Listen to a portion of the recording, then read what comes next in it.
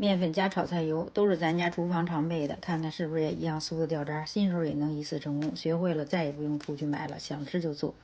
普通中筋面粉、白糖、水这几样先搅和搅和，然后加油，油要用味道小点的，葵花籽油或玉米油都可以。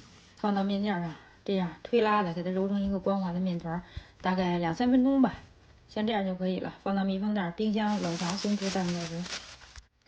做油酥，这就是油和面，不用揉，像这样搓搓就行，它更细腻。也是放冰箱冷藏松弛。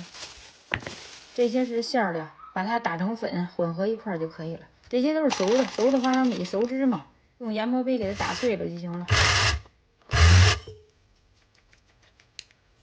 像这样有点颗粒就可以了，不用打的面似的。这是芝麻，然后把这些粉过一下筛，里边有疙瘩。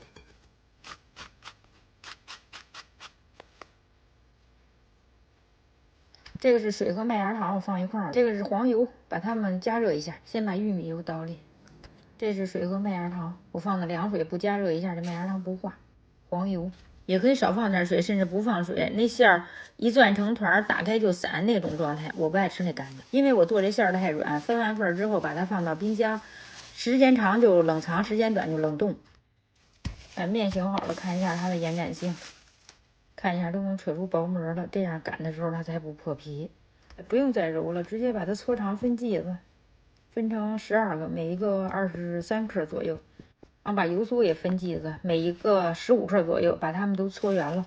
开始包酥，拿过一水油瓶，在手心上摁一个周边薄中间厚一个面饼，把油酥包里，撒包都可以，像包包子那样包也可以。这个也可以用大包酥，我不习惯用大包酥，因为我揪剂子揪不准，咱们自己家吃怎么顺手怎么来。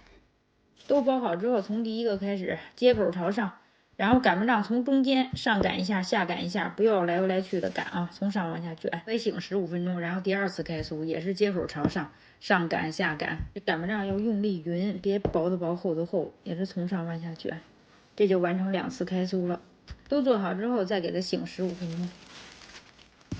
开始包馅儿，手指摁中间，两边都往中间折，然后擀成一个周边薄中间厚的一个面片，这就像擀饺子皮儿一样。